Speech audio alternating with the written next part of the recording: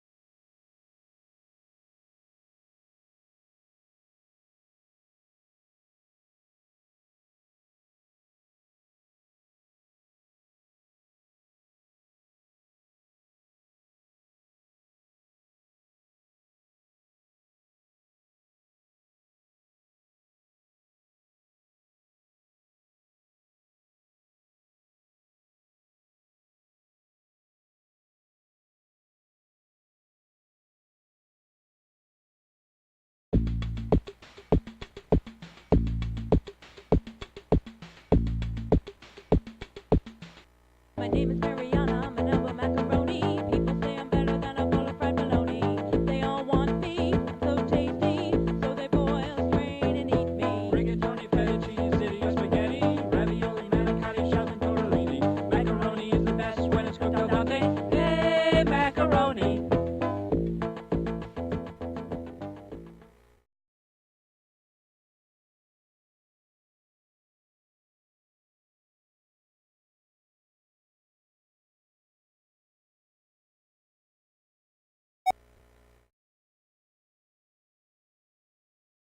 Welcome to episode 16 of It. Due to the large volume of E3 information, we were unable to fit all of our convention news in episode 15. Find out what you missed right here. Available also the Lying Racing IndyCar better known for its Team Extreme GT in the early Microsoft Home Microsoft US Gold US Virtual Golf games for her will be released. Virtual Golf, another US Gold title, is more of an arcade-style version of golf rather than a simulation. Easy to learn and play, Virtual Golf is for the player who just wants to hit the ball around the greens without worrying about all of the particulars. Virtual Golf should currently be on shelves. Games for Her will be releasing their interactive story this fall. Aimed at girls aged 8 to 14, Games for Her will allow the player to make choices in the lives of the characters through a series of menu choices, which will ultimately affect the outcome of the game, like getting to go to the prom. The story is shown in digitized video taken by Southwest Productions. The group of characters, known as Mackenzie and Company, will also be featured in a book series, which will be based on the game. Look for Games for Her this September or October. Mission Studios was heralding the arrival of Jet Fighter 3, the sequel to Jet Fighter 2. Featuring incredibly accurate texture mapping that eliminates warping, detailed scenery, interactive wingmen, and carrier takeoffs and landings, Jet Fighter 3 looks to continue the success in the Jet Fighter series. Maxis is launching new titles in its famous Sim series. The first, which has already been released for PC, is Sim Tower. The player deals with the problems and solutions of making a small one-story building into a huge structure, gaining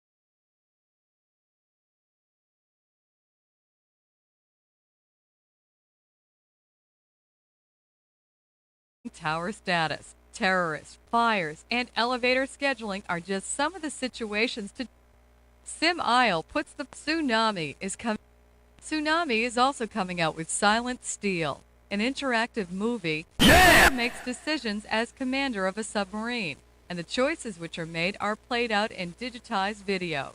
Silent Steel should currently be available. Discus was hard at work at E3 promoting their first game product, Jewels of the Oracle. This recently released product combines the straightforward puzzle structure of The Seventh Guest with the exploratory aspect of Myst, all with beautifully rendered graphics representing the remains of a great civilization devoted to the intellect. This mind-oriented game is a good match for the more straightforward educational products that bear the Discus name. Jim Henson Interactive is gearing up for their first big product, the Muppet CD-ROM. While development is still at an early stage, IE was given a sneak preview. Basically, this is going to be the product that Muppet Show fans have been waiting for years. All your favorite Muppets, lots of classic sketches, lots of new material, and a format reminiscent of the Python Waste of Time. The Muppet CD-ROM should be available in early '96. Cyberflix is almost ready for the release of Dust, A Tale of the Wired West. This CD-ROM adventure takes you to the town of Diamondback, New Mexico, a rough-and-tumble frontier outpost. It's 1882, and a rumor of lost Spanish silver has the townfolk in a frenzy. As the only law, it's up to you to save them from themselves, or to give in and look for the money yourself. Diamondback is fully navigable, and you can do pretty much whatever you want. Strap on your guns, cause it's coming in September for PC and Mac CD. You might not expect a game with a name like Skullcracker to be particularly funny, but Cyberflix is almost ready for the release of Dust, A Tale of the Wired West. This CD-ROM adventure takes you to the town of Diamondback, New Mexico, a rough-and-tumble front. You might not expect a game with a name like Skullcracker to be particularly funny, but Cyberflix assures us that this is a comedy at heart. You get to play either Mortis Rigger, aka the Skullcracker, or Bonebreaker Jones. Either way, it's your job to deal with all the undead that have been rising from their graves in recent days. There's plenty of flesh eaters, bloodsuckers, and high-powered weapons to go around. So brace yourself for a deadly good time. Skullcracker will be ready to hit your PC or Mac this September. ReadySoft is ready to surprise people who think that fully animated video games can't be very interactive. Braindead 13 will introduce you to Lance the computer repairman, Dr. Nero Neurosis the disembodied brain, and Fritz. Fritz is just Fritz, don't push it. But anyway, this is a major step from games like Space Ace and Dragon's Lair, not to mention the fact that it's funny as hell. The adventure begins this summer. Simon & Schuster releases primarily educational software, but you'd be surprised at what they're teaching these days. Topping the list is the Star Trek Omnipedia, an exhaustive bit of multimedia that spans all of the incarnations of the popular science fiction universe, all the way from Kirk's Enterprise to the USS Voyager. There are more than 1,500 images, 300 audio clips, 100 QuickTime movies, and 50 animated storyboards. There will also be supplementary CDs featuring complete episode guides to the series and updates on the movies and series still running. All of this material is voice-activated, just like the computer on the show. Look for it in June on PC CD-ROM. Warner Active and Imagination Pilots are preparing for the release of their new cinematic adventure, Panic in the Park. This role-playing game takes place in an aging amusement park where the player must solve a mystery with more than 200 possible outcomes that vary with each new game, based on the player's skill and choices made by the player.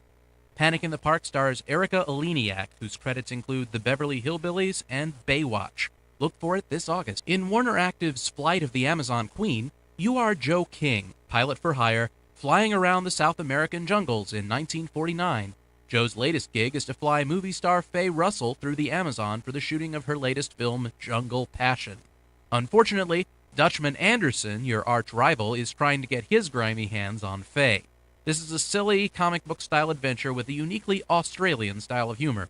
It'll be out this fall. Cyber Dreams has a busy fall lined up. They're putting the finishing touches on I Have No Mouth and I Must Scream, the adventure based on Harlan Ellison's classic short story. 5 people have been trapped in the belly of a mad computer for a century. In order to have any hope of escaping this cybernetic hell, the characters must each face their deepest fears. The player can try his hand at playing any or all of the characters in this game, which Ellison describes as the kind of game that Franz Kafka would have written. Darkseed 2 is the follow-up to Cyber Dreams' macabre adventure featuring the surreal designs of H.R. Giger. Our hero has returned from his horrific experiences in the Dark World, where the Elder Gods tried to implant one of their embryos into his brain. Now that he's returned home, he finds that these fiends have followed him back home and have employed a shapeshifter to kill his girlfriend. The only way to stop them from destroying everything he loves in life is to return to the Dark World. Cyber Dreams has also just acquired the rights to the upcoming movie Species. The plot of the film involves a DNA code which is broadcast to Earth from outer space, creating a perfect killing machine. There's not a lot of detail on this type. Inscape has a lineup for the fall which will be difficult for the multimedia enthusiast to ignore. The classic works of Edgar Allan Poe are given a new lease on death in The Dark Eye. The player explores a mansion on the edge of madness where every object you touch and every character you meet can throw you into another tale of terror and surprise. The title features the voice of William S. Burroughs, music and sound by Thomas Dolby, and character animation by Doug Beswick, best known for his work in Beetlejuice and the Addams Family films. Look for it this September. Those wacky new waivers from Devo are prepared to take on the world of CD-ROM in Adventures of the Smart Patrol. The Patrollers are actually Devo the Next Generation, while the original Devolutionists man the creative end of the product. The Smart Patrol are hot on the trail of the dangerous Turkey Monkey, who can turn your bones to jelly. This product is bound to do for multimedia what the Whip-It Boys did for music. Saddle up with the Smart Patrol this October. The Residents are no strangers to multimedia. Last year's Freak Show was Entertainment Weekly's #2 CD-ROM of the year. The underground performance legends are determined to shoot for #1 with the follow-up, Bad Day on the Midway. This bizarre adventure game challenges you to avoid death and taxes as you try to solve a mystery of murder and intrigue featuring a cast of unforgettable characters. Animator Jim Ledke provides some truly disturbing images, which go perfectly well with the bizarre soundtrack by The Residents. A Bad Day is coming this October. Sony ImageSoft had 2 titles which were nearly ready to ship as of E3. The first, Johnny Mnemonic, is based on the motion picture based on the William Gibson short story of a data courier who carries encrypted information in a neural implant who runs afoul of the Yakuza. The game follows the plot of the movie and features impressive full-screen video. The other new release from Sony is Eastern Mind. Released in Japan under the title Tong Nu, Eastern Mind chronicles the story of a hapless hero named Rin. On awaking one morning, he finds that his soul has been stolen by the living island of Tong Nu. To recover it, he must travel to the island and unravel its mysteries, and in the process, die and be reborn several times. Both of these titles are available now. Look for reviews elsewhere in this episode. In addition to their recently released adventure game Full Throttle, LucasArts displayed 2 new entertainment titles. The first of these is Rebel Assault 2. Yes, at over 1 million units sold, you knew there had to be a sequel And sooner I or have later, to ask didn't you? for an audition. The gameplay in Rebel 2 will be fundamentally You have the an same as audition its yet? predecessor. Oh, no, with I'm one not in the group yet. No, I'm afraid I just blew myself. were the exception. Where the original combined existing Star Wars footage with computer-generated graphics, the sequel will employ all new video shot specifically for the game, the first time George Lucas has ever allowed anyone to film original live-action material for a Star Wars game. Rebel Assault 2 will be available in the winter of 1995. Also on display was The Dig. We've been teased with glimpses of this game before, but it has finally made LucasArts' I have to- impending release I'm list. afraid I Based just on an blew original myself. concept by Steven Spielberg, The Dig begins with an errant asteroid threatening to smash into the Earth. A team led by astronaut Boston Lowe is sent to blast it into a stable orbit using tac nukes. While the team is on the surface of the asteroid, it transforms into an alien starship and whisks them away to a distant world. You must guide the team through a series of adventures in order to bring them home. The Dig will be available in the fall of '95. Full motion video is a hot ticket these days. That may offer some insight into why Broderbund has decided to use it in their next title, In the First Degree. Think of this as LA Law meets Silicon Valley. You play the role of a prosecuting attorney in a murder case. By digging through evidence and choosing among different lines of inquiry and ways of questioning the various witnesses, you must find the best way to accuse the defendants in order to prove them guilty of murder in the first degree. The game should be available around the time you're viewing this episode of IE. The other major new release Broderbund announced is Ascendancy. Developed by The Logic Factory, a company founded by Origin alumni, Ascendancy is a space strategy game in the tradition of Master of Orion. You control one of 21 races. You begin with a single planet, the resources of which you must manage in order to develop new technology, expand, and prosper. The designers are shooting for a superior product in all respects. Expect better graphics and sound than you've ever seen in a strategy game before. Ascendancy will be available in the fall. Nova Logic's Werewolf vs. Comanche will offer air combat buffs 2 games in 1. The new game, Werewolf, is based on the Russian military's high-tech helicopter and features an enhanced version of the voxel engine which originated with Comanche. The version of Comanche included in the package has been updated to include the new graphics engine as well as the multiplayer features. That's right, you can play head-to-head, either cooperatively or competitively, over a modem or LAN, with support for up to 8 network players. Best of all, since the games come on separate CDs, you only need one package for 2 players. Look for Werewolf vs. Comanche in September.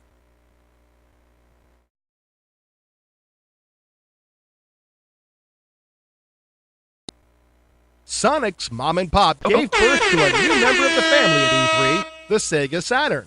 Sega of America shocked the video game world by announcing that the Saturn gaming system is now available in North America, much before the announced September 2nd Saturn Day.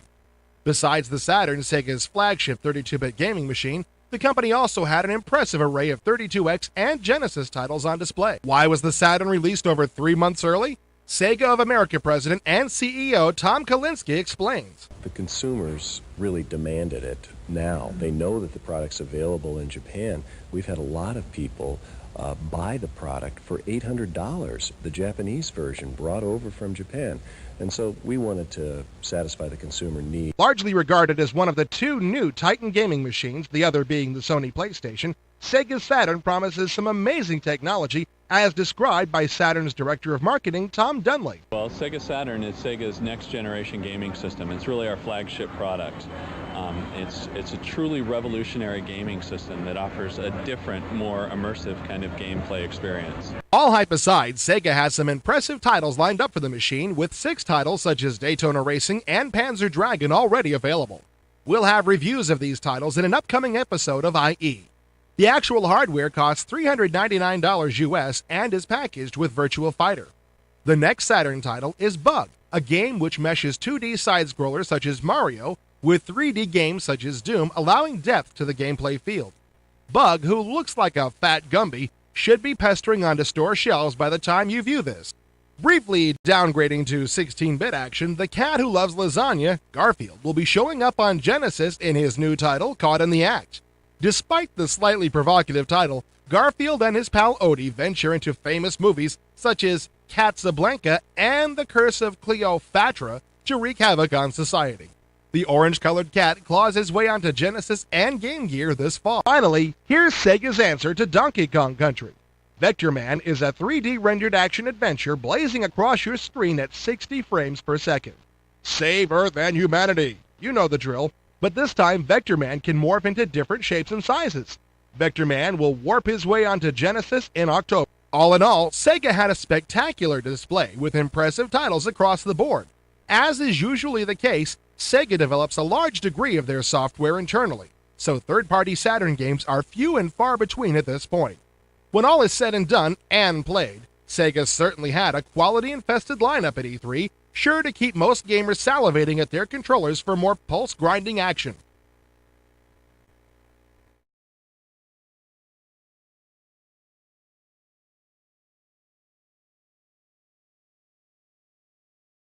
You've seen their silver lacquered logo glued onto just about every type of electronic device, from a Walkman to a television. But never before has mega conglomerate Sony Corporation tried to go interactive through the game market.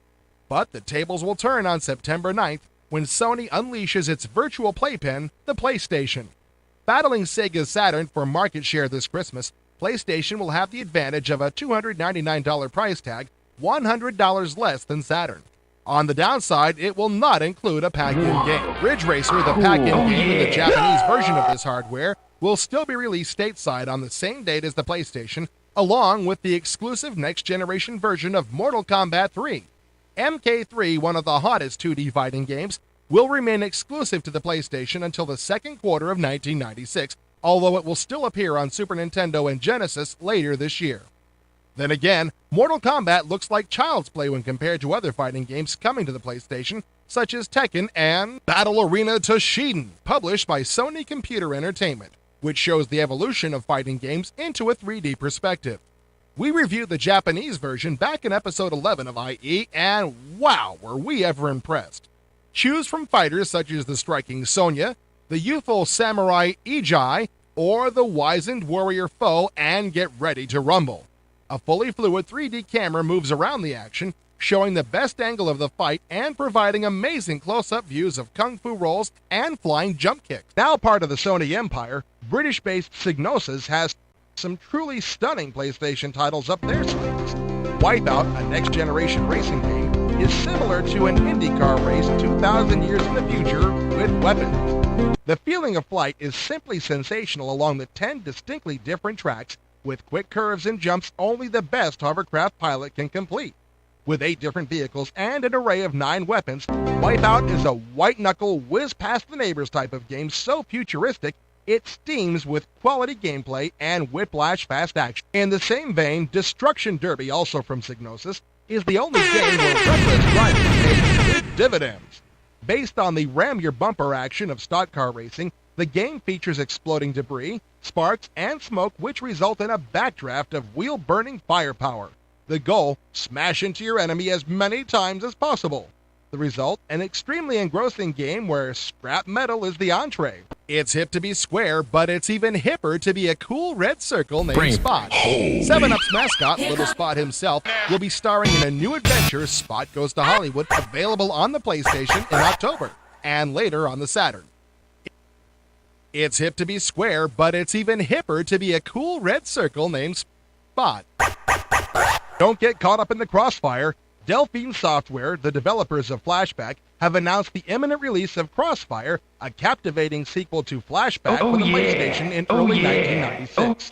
Initially due for release on the PC CD-ROM, Crossfire is a 3D blast fest of traps, tricks, and first-person combat in a futuristic world. Whereas Delphine's last game, Flashback, was a 2D side-scroller, Crossfire is a true 3D action-adventure with interactive 3D objects. Sony ImageSoft is conjuring up some impressive images for Warhawk, their new 360-degree flight simulator designed by former NASA employees. Players can hover, do loops, barrel rolls, and even fly backwards. With 6 air-to-air, don't get caught up in the crossfire. Sony ImageSoft is conjuring up some impressive images for Warhawk, their new 360-degree flight simulator designed by former NASA employees. Players can hover, do loops, barrel rolls, and even fly backwards. With 6 air-to-air and air-to-ground action missions, a large degree of strategy involved, Warhawk should break the barrier between action games and flight simulators. Sony also has ESPN Extreme Sports, which is basically Road Rash on rollerblades or a skateboard, and Twisted Metal, a real funky one-on-one fighting game, except this time with cars. Enemies include a cab, police car, and even an ice cream truck. This title can be scooped up starting in the...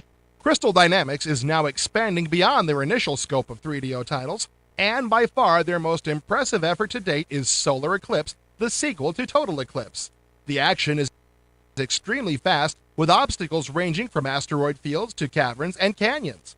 With full-motion video cutscenes starring Claudia Christian of Babylon 5, there are over 20 vicious levels of non-stop blasting to combat. The PlayStation really shines here, showing that games on this system run almost twice as fast as 3DO. Suffice to say, Sony's initial drive into the video game market looks like it will be a gigantic success. They have very impressive hardware, coupled with some tremendous games and third-party support. The PlayStation should certainly be able to survive in the $5.2 billion video game market, and it just shows you what one of the largest corporations in the world can do with interactive media. Now, if they'd just teach me how to program my VCR clock. Oh yeah, oh yeah.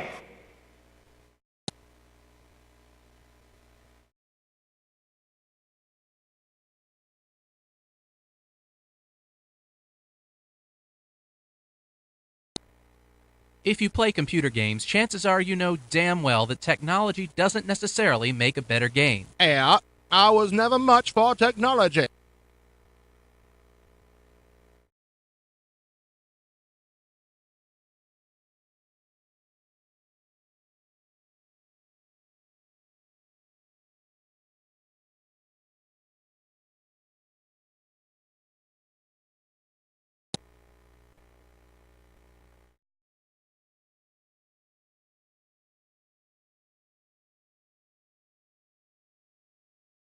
Due to the large volume of E3 information, we were unable to fit all of our convention news in episode 15.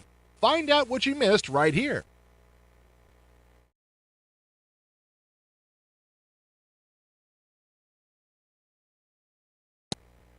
Legend Entertainment continues to benefit from their Best of Both Worlds campaign, but their plans have undergone some interesting changes.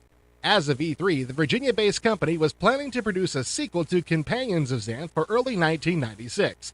Magic of Xanth, based of course on the seemingly infinite series of fantasy humor books by Piers Anthony, has been delayed until the fall of '96. Now, the reason that Magic of Xanth has been put on the back burner is that Legend is currently hard at work on a computer game adaptation of Callahan's Cross-Time Saloon.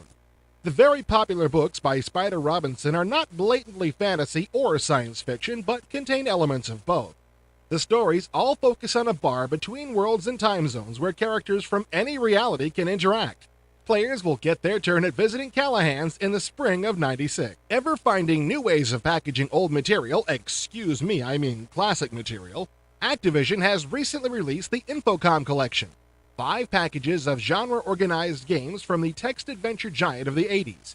Comedy, fantasy, sci-fi, mystery, and general adventure are covered, with 6 or 7 games in each package.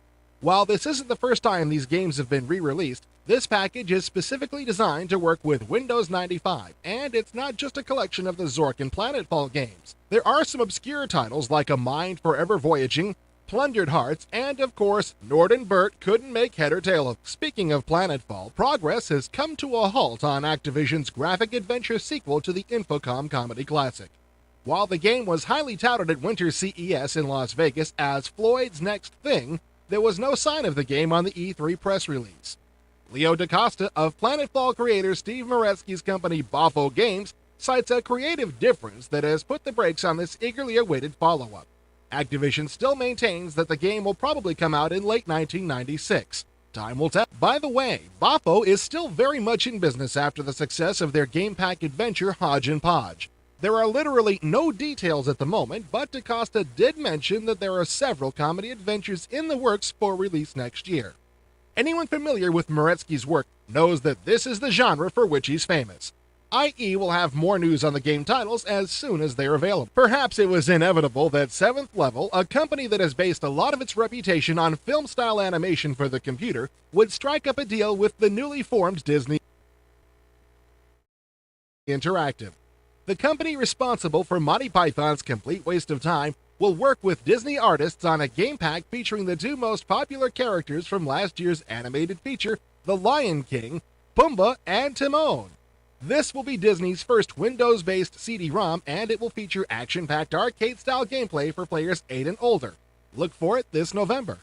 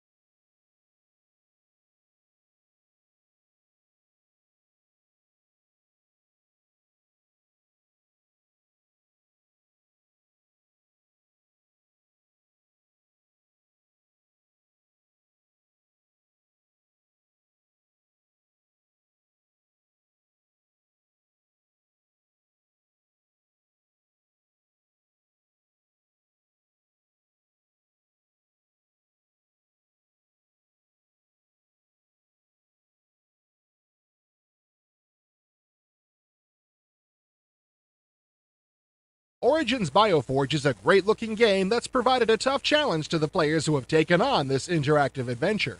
As part of our never-ending effort to keep our viewers happy, we'll be providing some tips on how to tackle the toughest parts of this game in the next 2 episodes of IE. Before you can open the door in the guard room, you need the nurse robot from the empty prison cell along with Canyon's severed arm. You also need Canyon's security code found in Dane's diary. Move the nurse robot with Canyon's arm into place next to the door, then reactivate Canyon's security.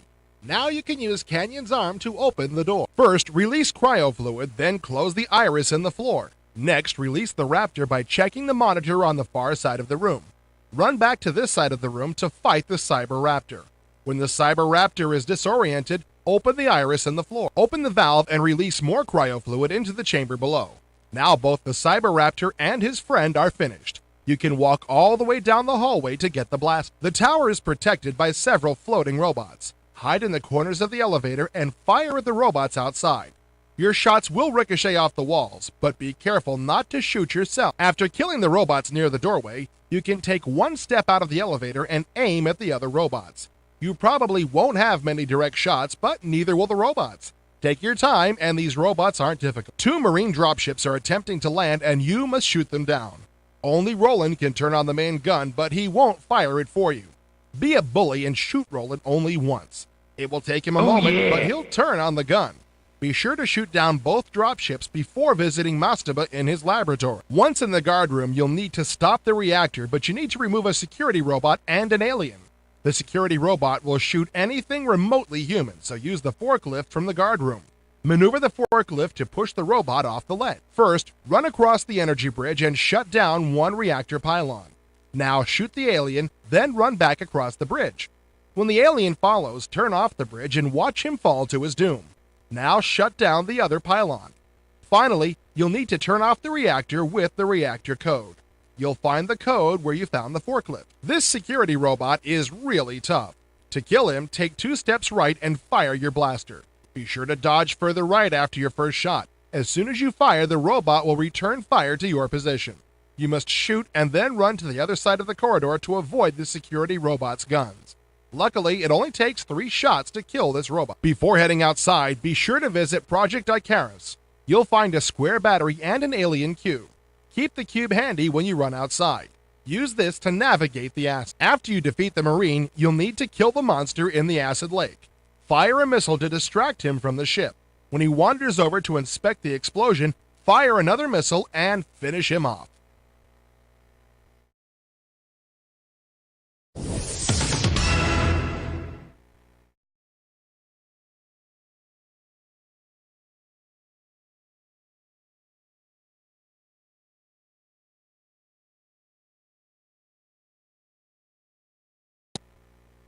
Welcome to 3D Opinions, a new monthly feature in interactive entertainment geared towards 3DO enthusiasts. This month we have a mesh of news, reviews, and previews of 3DO-related material. Although many analysts have suggested 3DO is on its last legs, there is still a large amount of software due for the machine and some interesting new developments.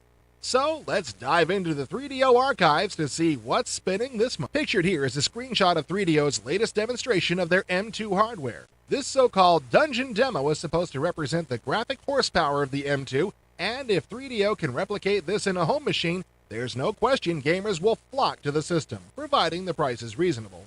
Now slated for late 1995 launch, the M2 certainly promises a lot in hype, but you have to wonder if 3DO can deliver the technology at a price which will penetrate the market. Fighting fans rejoice because Panasonic Software, Williams Entertainment, and Midway have announced the imminent release of Mortal Kombat 3 on 3DO, as well as every other imaginable platform.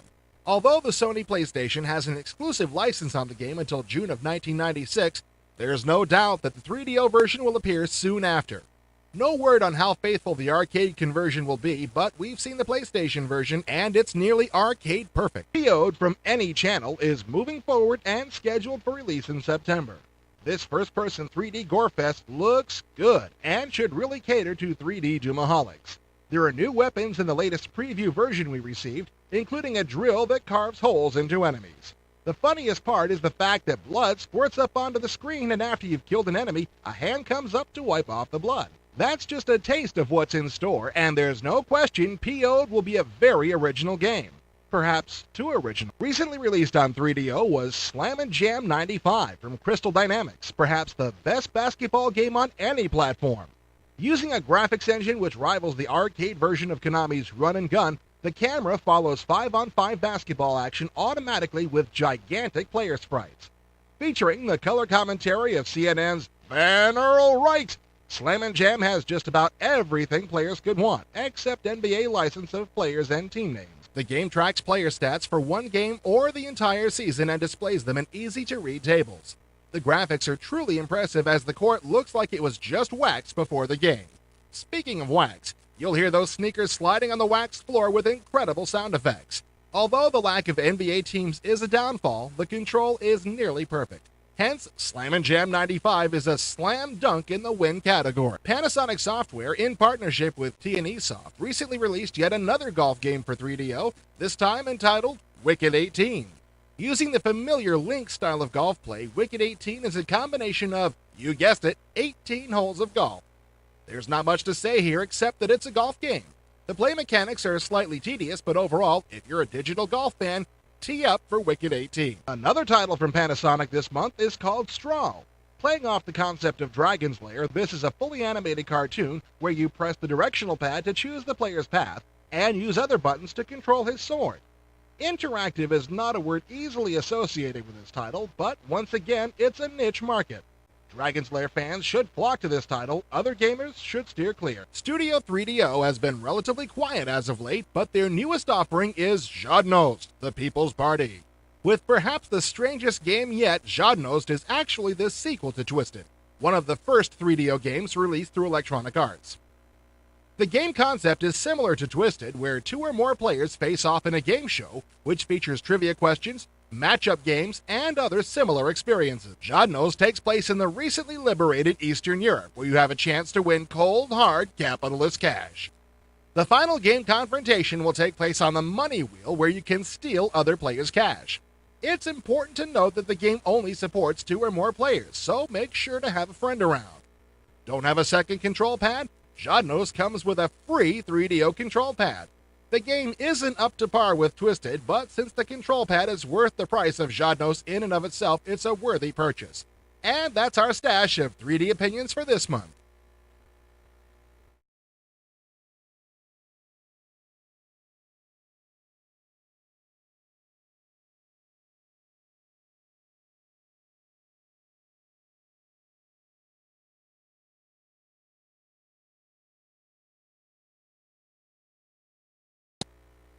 Sierra Online has announced that it has acquired Impression Software. The acquisition is apparently intended to strengthen Sierra's presence in the strategy game market, an area in which Impressions has traditionally been strong. Upcoming Impressions titles which will be published by Sierra include Breach 3, Caesar 2, and Spacebug. On July 17th, Activision joined the forefront of entertainment companies supporting Windows 95 by announcing that they will no longer be developing products for MS-DOS. 4 of their existing titles will be ported to Windows by around the time the new operating system is released, including Pitfall: The Mayan Adventure, Shanghai Great Moments, and Atari 2600 Action Pack Volumes 1 and 2. The company plans to release 4 additional titles by the end of the year, including MechWarrior 2, Earthworm Jim, and games with the working titles of Hockey Drome and The Great Game. Activision is also developing Muppet Treasure Island, based on the forthcoming movie of the same name. Aimed at the family entertainment market, Treasure Island will feature Kermit, Miss Piggy, Fozzie Bear, and other Muppet favorites, as well as our nominee for most ubiquitous actor in a CD-ROM product, Tim Curry. The game is scheduled to be released concurrently with the feature film in early 1996. Celebrity professor Robert Winter of UCLA and his partner Jay Heifetz have formed Calliope Media to produce titles focusing on the arts, music, and humanities that will set new standards for CD-ROM entertainment. The first 2 titles, Scrutiny and the Great Round, described as a hypnotic interactive experience, and Robert Winter's Crazy for Ragtime, which explores the history of ragtime, will be available in October and November respectively. Following the success of Bullfrog's Magic Carpet, Electronic Arts is releasing the game in an enhanced CD version which includes the Hidden Worlds expansion. Entitled Magic Carpet Plus, the game is available in stores now. Also available now from Bullfrog, High Octane, a futuristic hovercar racing and combat game pitting you against up to 11 human opponents who are just as heavily armed as you are. 7th Level has joined forces with Disney Interactive to create a title featuring Pumbaa and Timon, Simba's comical sidekicks from last year's animated adventure film The Lion King. 7th Level will be responsible for developing the product, including the animation, which Disney Interactive will market and distribute. The arcade-style game aimed at an 8 and older audience will be available on Windows CD-ROM in November. Panasonic has slashed the suggested retail price on its 3DO multiplayer by $100 to $299.95. Although not explicitly stated, we can assume that this is to make the unit more attractive to gamers in light of Sega's surprise release of the Saturn in May and the impending release of Sony's PlayStation scheduled for September. The price of the Saturn is around $400, while the PlayStation is expected to ship with an SRP of around $300.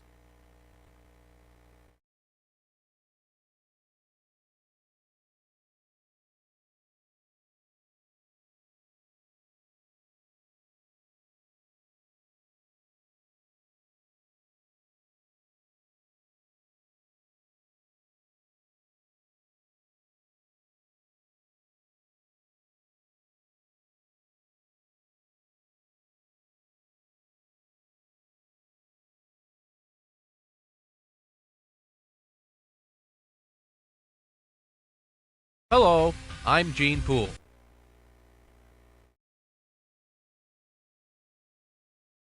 By gamers, for gamers is the motto at Interplay, and they take it pretty seriously. This month in IE, we take you behind the scenes at their Irvine, California headquarters to talk with some of the people behind the recent Descent and the forthcoming Frankenstein. The elements that we're putting into Descent 2, all new AI, all new enemies, new features, being able to swap weapons from your cockpit in another person's cockpit. There's just, we have a philosophy. We started off as a developer. Well, what we're really trying to do, The missions, there was probably 3 or 4 months worth of negotiations with the company, trying to get materials put together, all the content, decide how we wanted to do it. Once we got the technical issues solved, then what kind of look do we want to have? And once we decide on that, instead of going for a professional, classy style like a large corporation would have, we wanted to keep the Interplay image intact by keeping things fun, humorous, fresh, something that people are going to want to come back to time and time again to get fresh information. We don't know exactly what it's going to do for us. I can tell you in the last 30 days we've had 55,000 people look at the website. Therefore, it stands to reason that we're getting good PR, we're in touch with our customers, we're getting feedback from the customer on what they like. Based on what demos and screenshots they're downloading, we can tell what products have the potential of being more marketable to that audience. We have some demos.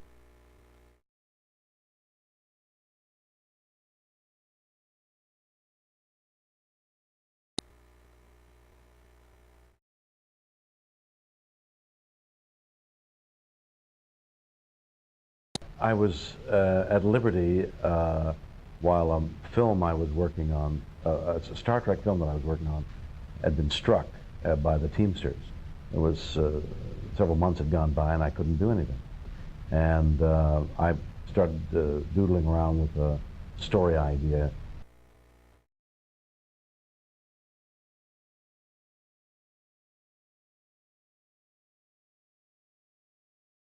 I went to make the movie of it. I kind of followed it a little more slavishly than I would now. I learned not to do that.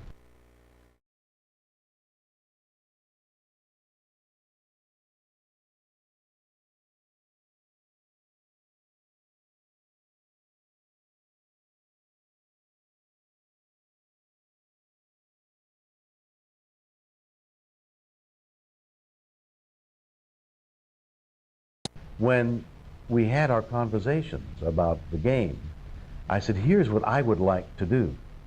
And all I had was fantasy. They, of course, had the nuts and bolts.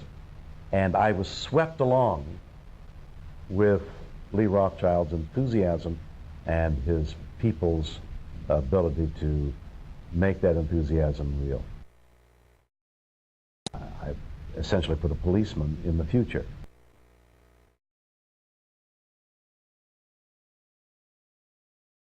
I press that button, and the gun shoots bang, bang, bang, and I'm spraying bullets around no matter where it is. Because I don't know where the next figure is going to come out at.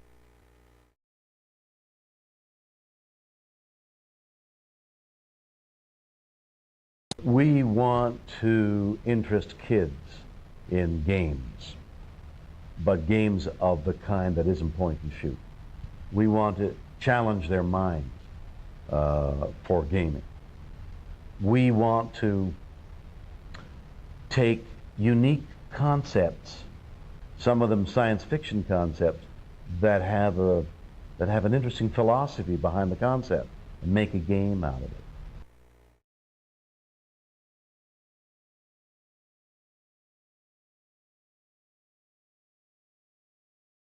When the Pac-Man monster went off the screen, I didn't know what to do.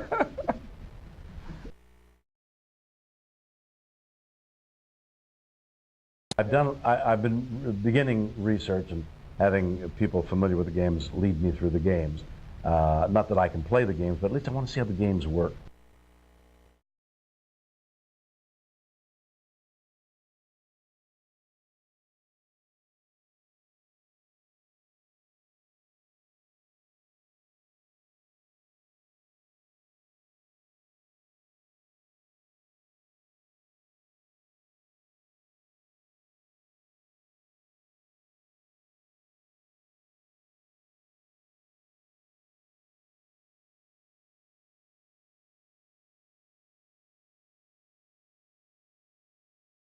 Writing a game, that branching technique of writing a game, is like writing 3 screenplays.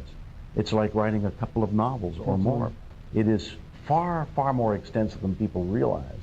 A good game it takes takes more work to do a good game than any other medium.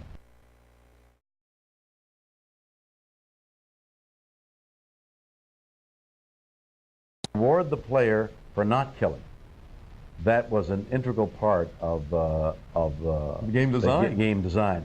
Yes, point and shoot if you have to, but don't shoot and use your mind if you can.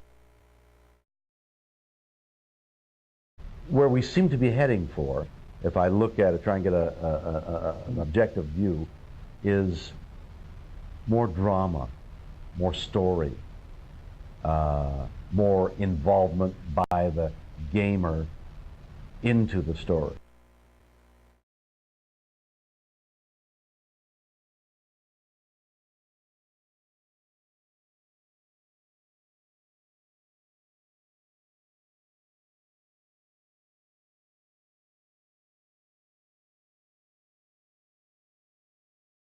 I was in the process of talking to Universal Studios, who are my partners in Tech War, and seeking recommendations for who would do the Tech War game. That Intercorp's name came up. And when we researched that, we found that Intercorp was the best company to handle the Tech War game.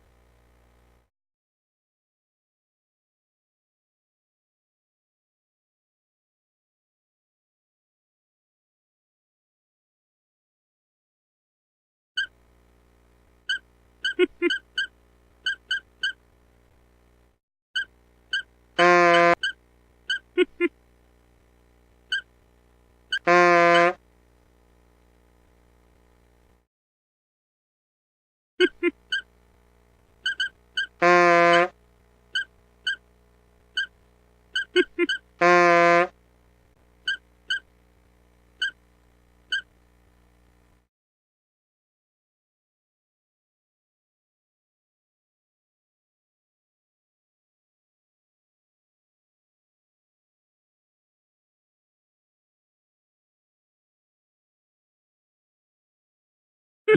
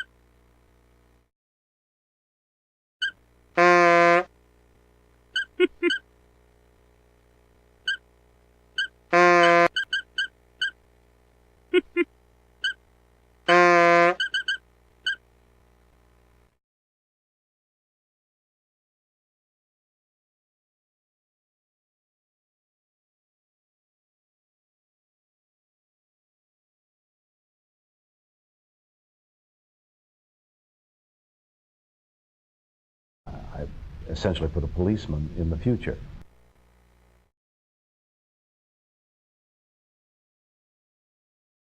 Hello, I'm Gene Poole. And I'm Edgar Robert. This week on At the Interactive Movies, we'll take a look at the new action thriller from Sony ImageSoft, Johnny Mnemonic. In this high-tech yarn, you play the lead role of Johnny. He's a data courier who carries his packages in his head, but on his latest job, things have gone a little awry. Beijing went down bad, Ralphie. You never said anything about Yakuza. Oh, must have slipped my mind. Tell me you have got the date. Oh, I got it, Ralphie. And a couple of babysitters, too. Well, what are those blokes doing there? They're guarding their property, Ralphie. Listen, Johnny. No, you listen. I'm a dead man if I don't get this out of my head. Just, calm down. Calm down? I have no download code, Ralphie. I've got a geezer standing by, and he'll get it out. Okay, Ralphie. What impressed me about this, Gene, was the quality of the video. It's often a little too dark to see what's going on, but that's a directorial quibble rather than a technical one. It's the first all-video game I've seen that's worth looking at. I have to disagree. First of all, the video looks horrible in 256 colors. Running in high color on a Pentium 60 with 8 megs of RAM, a 1 meg video card, and a double-speed CD, it was intolerably slow at full screen. And that's really where the game shines. I agree, small screen mode just isn't worth your time, but the fact that your P60 can't handle full screen isn't Sony's fault. On a P75 with 16 megs of RAM, a quad speed and video card with 2 megabytes of DRAM, full screen playback in high color is superb. So you expect people to run out and buy a new machine to play this game? No, but that's a $2,400 entry-level machine, so all new PC owners should be able to play it, and die-hard gamers will already be equipped with that configuration or better. If there's a bad choice in all of this, it's that the high hardware requirements will shut out the consumers Sony probably most wanted to reach, the home users with a 1 or 2-year-old machine who are casual gamers and can't afford to upgrade right now. You know, the Seventh Guest and Mist crowd. I think it's going to hurt their credibility in the long run. No, I think in the long run it means that in Christmas of '96, when a P75 is a baseline machine, Johnny Mnemonic is still going to be a viable product, and that's a good business choice for Sony. Let's move on. I must say I did really like the interface in Johnny Mnemonic, or perhaps I should say the lack of an interface. Changing the video to letterbox mode to let you know that you can make a decision was a really good choice. Yes, although I found that with the video as dark as it was, there were times when I couldn't tell when the damn thing went into letterbox mode. One thing I didn't understand was this cutie. She appears when you die or jump out to the menu muttering something incomprehensible but vaguely derisive. I'm not quite sure exactly what role she plays, but it seems to be for the purpose of comic relief. Quite a few funny bits thrown in like this. Also an excellent design choice is the tab key option, which lets you fast forward through video sequences you've already seen. Gameplay is like Dragon's Lair on steroids. Most locations offer a few possible directions, some of which lead to the next scene, and some of which lead to death. The thing I especially liked was the fact that the game gives you multiple choices, some of which are definitely better than others. In the first room, for example, you can escape Shinji, the Yakuza assassin, by diving out the window, but then you have to fight him, which is tough. If you charge past him and exit through the front door, you have to fight Henson, his associate, which is a little easier. But the best possible way to get out of the room is the side door, which lets you get away without fighting anyone. Still, there are a few puzzles where there's only one solution, and you have to figure out the exact series of 37 moves that enable you to bypass a puzzle. These are as annoying as you might imagine they'd be. The train in particular held me up for a good long while, but this is more than made up for by the fact that the pieces of the device you need to download the data can be found in several places, and the game randomly chooses among them each time you play it. This is a great idea, one I'd like to see more of when CD storage capacity makes it more viable. Some of the acting in Johnny... All in all, Johnny Mnemonic turned out to be a pleasant surprise. Good video quality, good acting, and the most innovative approach yet to putting good gameplay into a branching video title make Johnny Mnemonic a standout.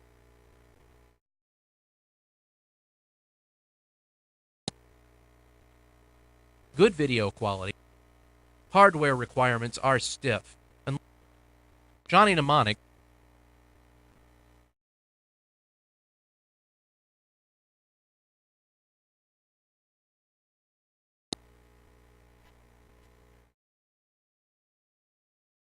If you enjoyed the Tech War books, or if you religiously follow the Tech War TV series, wait till you get a look at the computer game. Tech War the game finally gives you a chance to take on the evil tech lords.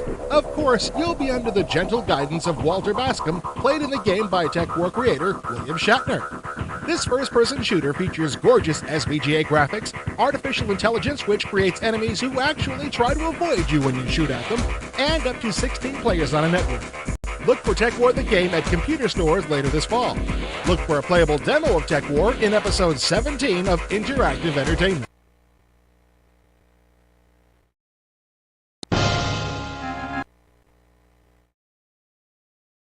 To play what you've just installed, exit Windows and change directories to where you install the demo. Remember, some software may require you to reconfigure for sound and graphics.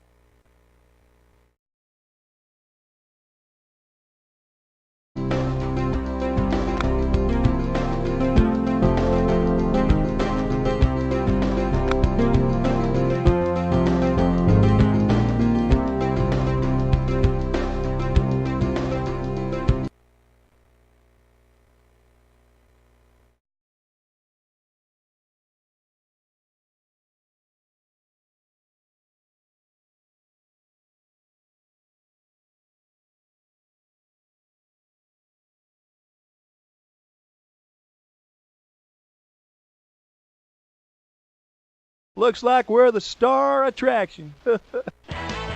When I wake up in the morning, don't want no coffee or tea. Just give me a few minutes with Monica Lewinsky. 'Cause I'm the president, baby, and I break all the rules. I got the United States president caught in a sex scandal blues.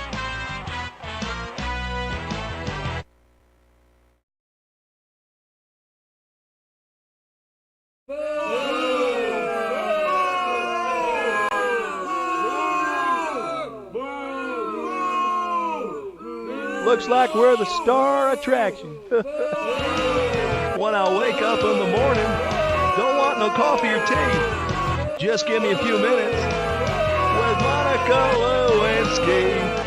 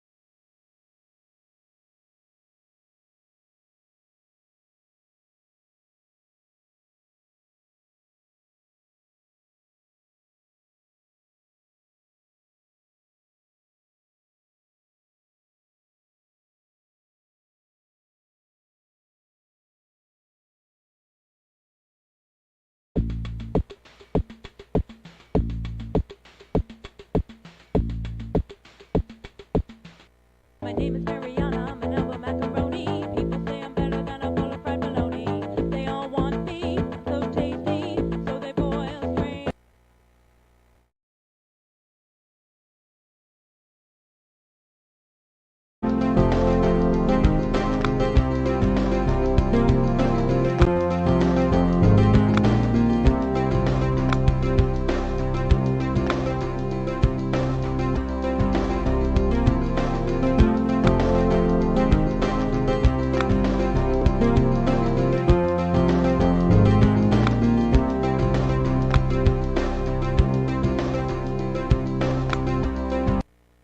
Welcome to Peter Norton's PC Guru. This is an easy-to-use CD-ROM with some very advanced features that will help you learn about your computer and the incredible range of things you can do with it. There are hundreds of topics and subtopics in the Guru disk. You'll find yourself referring to PC Guru again and again, whenever you want to learn more about what you can do with your PC. The main screen will take you to the 6 main sections of the disk. Plus, you can make some pretty nice music on it too.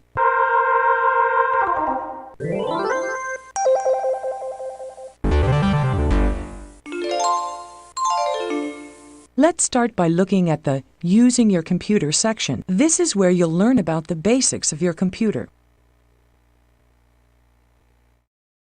We'll return to the main content screen by clicking on the back arrow here. You can always retrace your steps with the back arrow.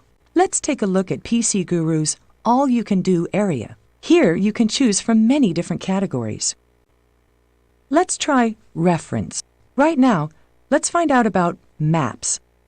Maps have always been a valuable resource for finding your way around the block.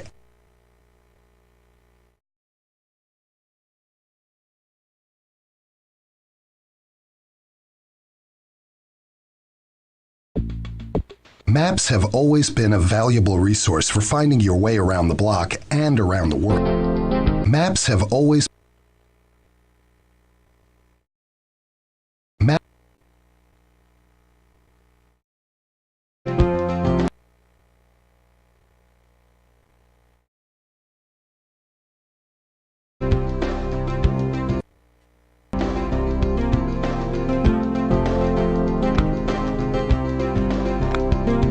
Oh yeah, oh yeah, oh yeah, oh yeah.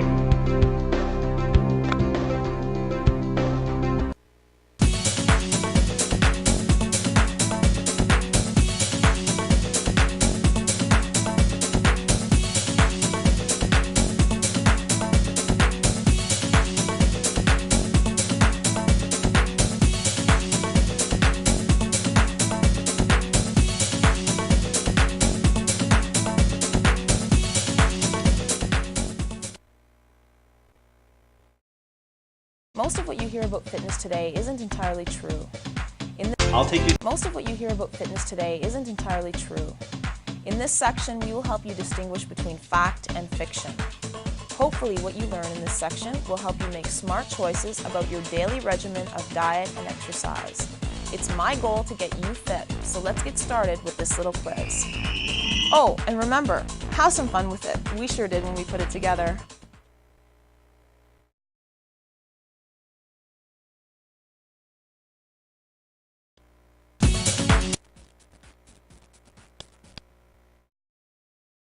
I'll take you through the intermediate and advanced portions of this program. So good luck. We'll teach you all the secrets to getting fabulous abs.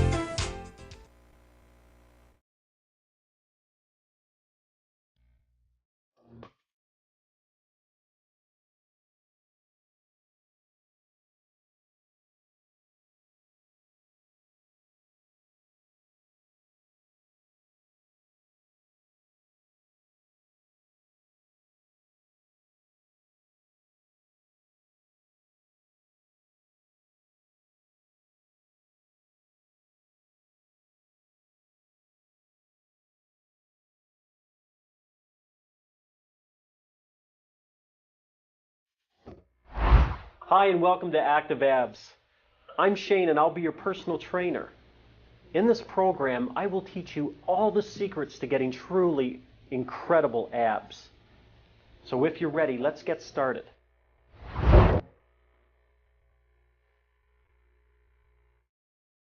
Doing abdominal exercises alone takes you only halfway to great-looking abs.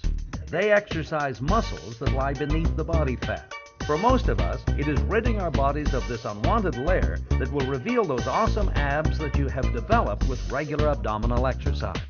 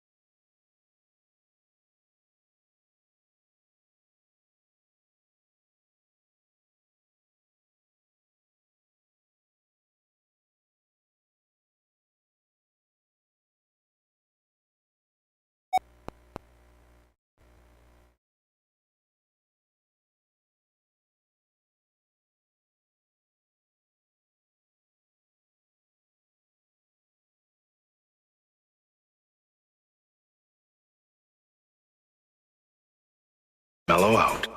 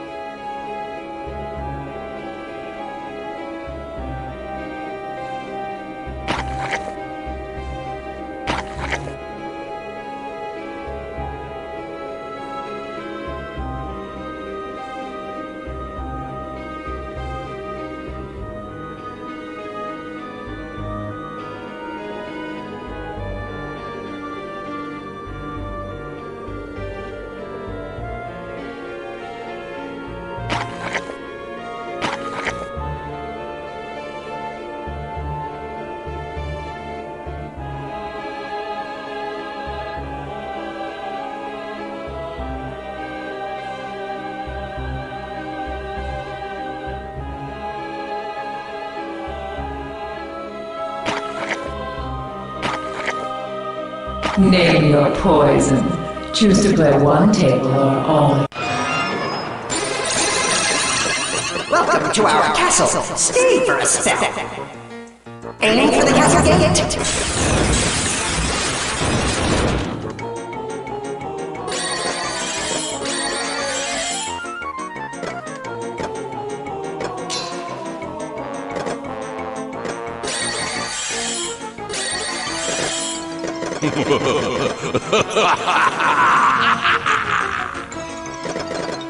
Aiming for the castle gate.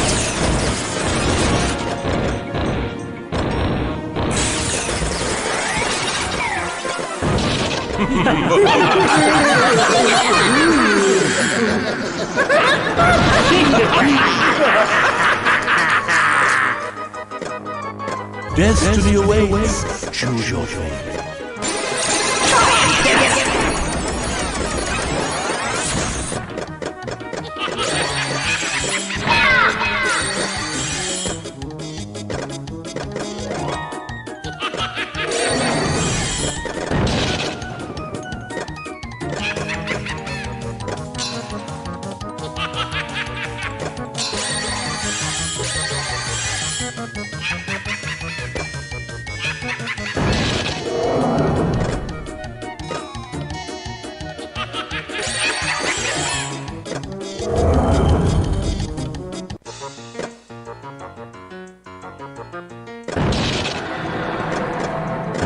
Destiny awaits. Choose your fate.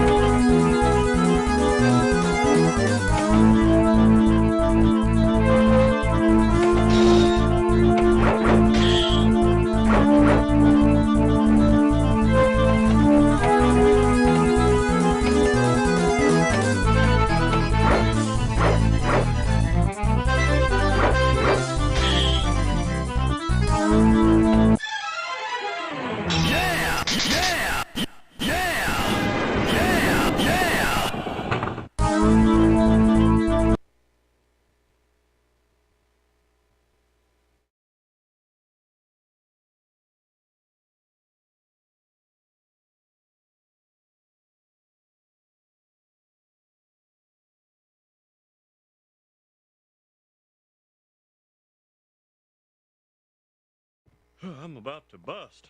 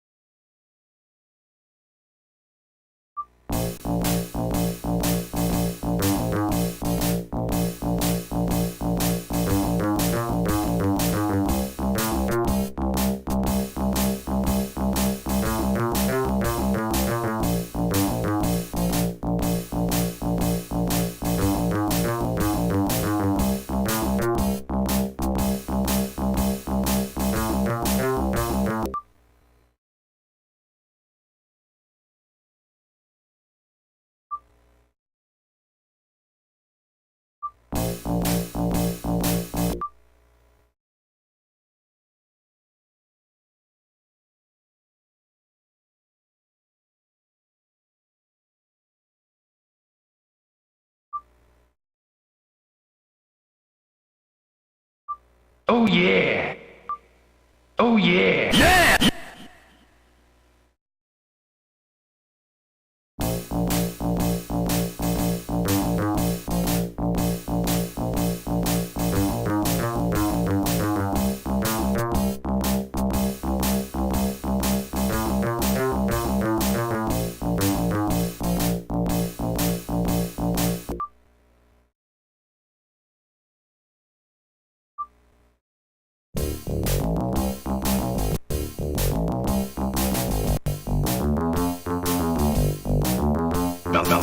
Mellow out.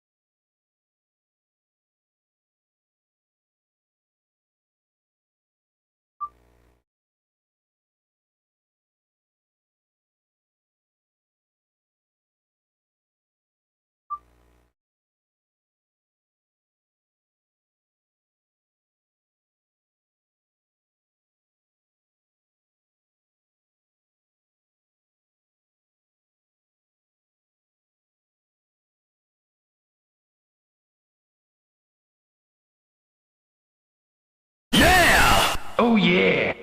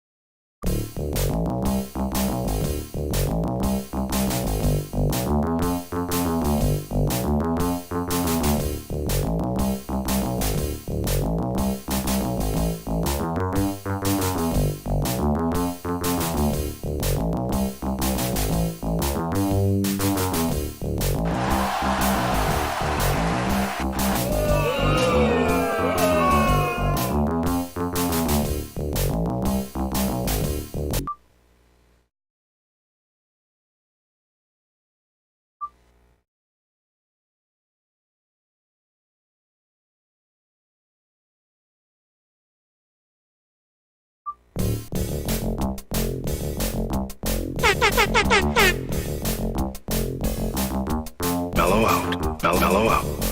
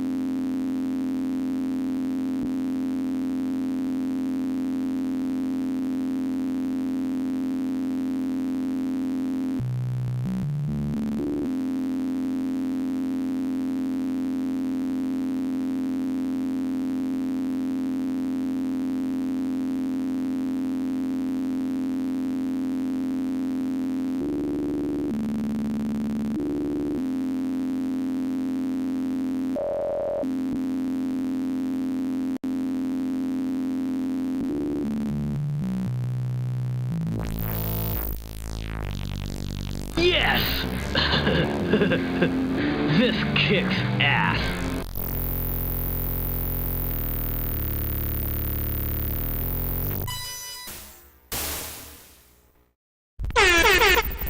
Yeah!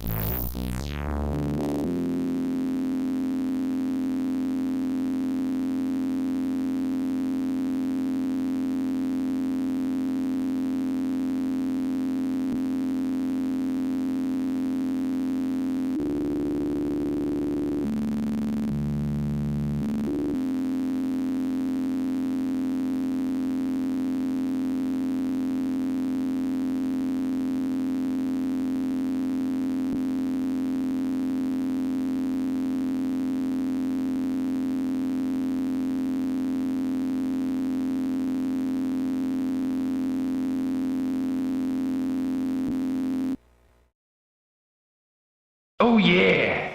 Oh yeah. Oh yeah. Oh yeah.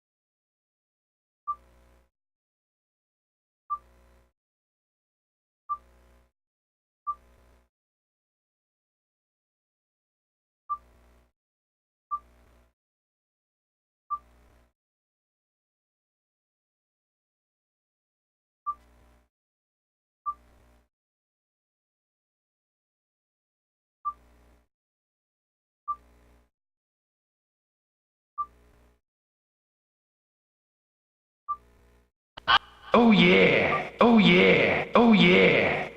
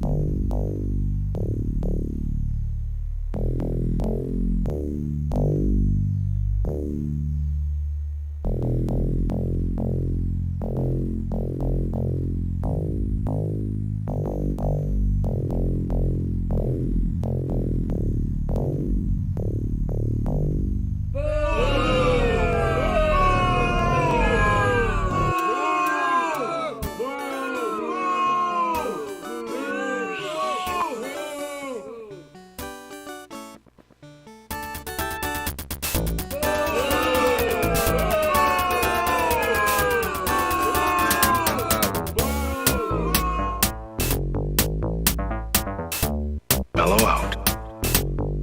Mellow out.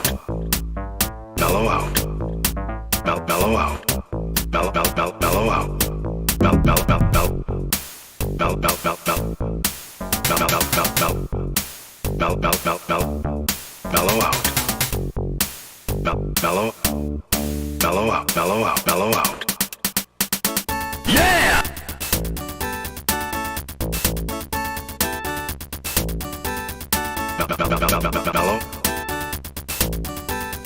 Mellow out.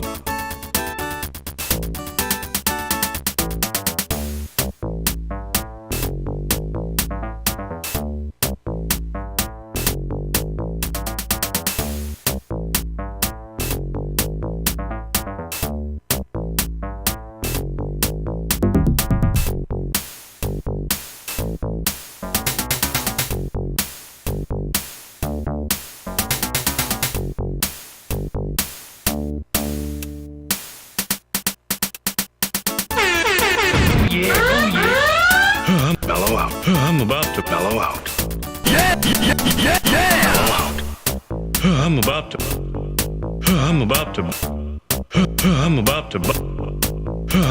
mellow out. I'm about to mellow out. I'm about to bust.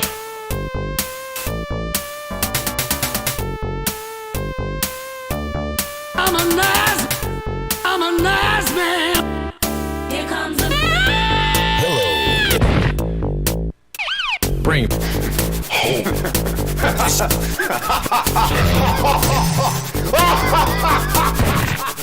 Oh, hello. Hello, buddy. Hello, pretty. I'm about to bust.